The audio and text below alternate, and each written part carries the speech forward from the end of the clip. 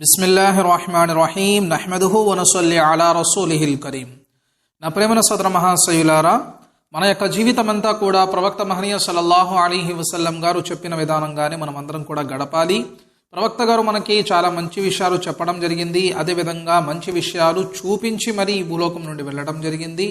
ప్రతి ఒక్క విశ్వాసి కూడా ఈ భూలోకంలో జీవితం సాగించే సమయంలో అల్లాహ్ యొక్క మరియు ప్రవక్త గారి యొక్క మాటలు, వాళ్ళు చెప్పిన విధానం ప్రకారంగా మన యొక్క జీవితం సాగించుకుంటే మనం ఎప్పుడు కూడా సాఫల్యం యొక్క జీవితం సాగించగలుగుతాము. నా ప్రేమైన సోదర మహాశయులారా, ఈ రోజు నేను మీ అందరికీ ప్రవక్త గారు చెప్పిన 4 మాటలు చెప్పదలుచుకుంటున్నాను. ప్రవక్త మహనీయ సల్లల్లాహు అలైహి వసల్లం గారు ప్రతి విశ్వాసికి కూడా 4 మాటలు పాటించమని చెప్పడం జరిగింది. ప్రవక్త గారు ఈ యొక్క హదీస్ తెలుపుతున్నారు. ఈ యొక్క హదీస్ ముస్నద్ అహ్మద్ యొక్క హదీస్ గ్రంథంలో రాయబడి ఉన్నది. ఈ యొక్క హదీస్ ని హజరత్ ఇబ్న్ అబ్బాస్ రజియల్లాహు తఆలా అన్హుమా గారు తెలుపుతున్నారు. నబీ కరీం సల్లల్లాహు అలైహి వసల్లం గారు ఇలా ప్రవచించిరి. మొట్టమొదటిగా ప్రవక్త గారు ఈ మాట చెప్పారు, జనులకు దీన్ నేర్పించండి. ఎవరికైతే దీన్ యొక్క విషయాలు తెలియవో వాళ్ళకి మీరు దీన్ నేర్పించండి. ఈ యొక్క ఆచరణ చాలా ఉత్తమమైనది. దీన్ నేర్పించడం అంటే మీకు తెలిసిన విషయాలే. అంటే ఉదాహరణ కనుకుందాము, అల్లాహ్ యొక్క నామస్మరణ చేయడం మనకి తెలుసు, మన ఎదుటి వారికి తెలియదు. మనం వాళ్ళకి చెప్పామంటే మనం వాళ్ళకి దీని యొక్క విషయం నేర్పించినట్లు అవుతుంది. అదేవిధంగా మనకి ఖురాన్ చదవడం వచ్చు, మన ఎదుటి వారికి రాదు. అలాంటి సమయంలో మనం వాళ్ళకి ఖురాన్ చదవడం నేర్పిస్తే వాళ్ళకి మనం దీన్ నేర్పించినట్లు అవుతుంది. అదేవిధంగా నా ప్రేమ సోదర మహాశయులారా, దీన్ పరంగా నమాజ్ కానివ్వండి, హదీస్ కానివ్వండి, మంచి మాటలు కానివ్వండి, దీనిలో ఉన్న మస్ని మసాయిల్ కానివ్వండి, దీనిలో ఉన్న తెలియని విషయాలు కానివ్వండి, ఇవన్నీ కూడా ఎదుటి వారికి చెప్పడం వలన మనం దీన్ పని చేసిన వాళ్ళమవుతాము. అదేవిధంగా మనం వాళ్ళకి దీన్ నేర్పించిన వాళ్ళమవుతాము. ప్రతి ఒక్కరు కూడా ఈ యొక్క ఆచరణ మీ యొక్క జీవితంలో తెచ్చుకోవడానికి ప్రయత్నించండి.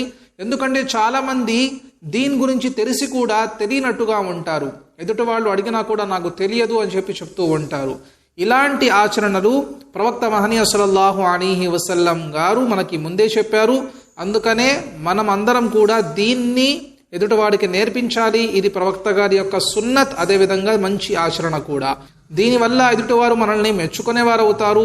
వాళ్ళ యొక్క దృష్టిలో మన యొక్క స్థానం కూడా చాలా ఎక్కువగా ఉంటుంది. అదేవిధంగా నా ప్రేమ సోదర మహాశయులారా, ప్రవక్త గారు 2 మాట ఏమి చెప్పారంటే, జనులకు శుభవార్తలు తెలియచేయండి. అంటే ప్రజలకు మంచి మాటలు చెప్తూ ఉండండి.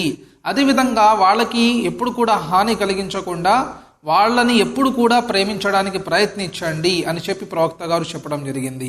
అదేవిధంగా ప్రవక్త గారు 3వ మాట ఏమి తెలిపారంటే, ఎవరికి కూడా ఆటంకం కలిగించకండి.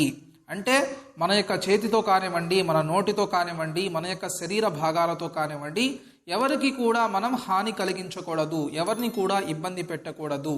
ఎందుకంటే మన వల్ల ఎవరైనా ఇబ్బంది పెడితే వాళ్ళ యొక్క మనసు బాధపడుతుంది. వాళ్ళ యొక్క మనసు బాధపడితే అల్లాహు తఆలా కోపగించుకుంటారు. ఎందుకంటే ఈ సమస్త లోకంలో ఎంతమంది ప్రజలైతే ఉన్నారో అందరూ కూడా అల్లాహు తఆలా ఈ భూలోకంలోకి పంపించిన మానవులు, జనులు. వాళ్ళకి ఏ హాని కలిగినా కూడా అల్లాహు తఆలా కోపగించుకుంటారు. అందుకనే మనం ఎవరి మనసు కూడా బాధ పెట్టకూడదు.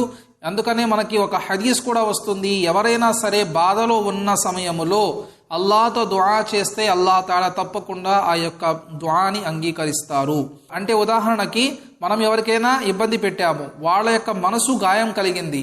ఆ గాయం తగిన వలన వాళ్ళు ఇలా అంటున్నారు, ఏ అల్లాహ్, నాకు ఈ వ్యక్తి హాని కలిగించాడు, ఈ వ్యక్తికి మీరు సర్వనాశనం చేయండి అని చెప్పి ఒకవేళ మన పైన ఎవరైనా శాపనాదాలు పెడితే ఆ యొక్క శాపనాదాలు అల్లాహు తఆలా త్వరగా అంగీకరిస్తాను అని చెప్పి మనకి ఒక హదీస్లో కూడా వస్తుంది. అందుకని నా ప్రేమ సోదర మహాశయులారా, మన యొక్క శరీర భాగాలతో, మన యొక్క నోటితో, మన యొక్క అవయవాలతో ఎవరికి కూడా హాని కలిగించకూడదు, ఎవరికి కూడా ఆటంకం కలిగించకూడదు. ఇది ప్రవక్త గారు చెప్పిన మాట. అదేవిధంగా ప్రవక్త గారు 4వ మాట ఏమి తెలుపుతున్నారంటే, మీకు కోపం వచ్చిన సమయంలో ఆ యొక్క కోపాన్ని మింగడానికి ప్రయత్నించండి. ఎందుకంటే ఈ కోపం మీకు నష్టం కలిగిస్తుంది. ఈ కోపం వలన మీరు ప్రజల దృష్టిలో కూడా చిన్నవారు అయిపోతారు, ప్రజల దృష్టిలో కూడా చెడువారుగా మారిపోతారు. ఎందుకంటే ఈ కోపం. అస్సలాము అలైకుం వరహ్మతుల్లాహి వబరకాతుహు.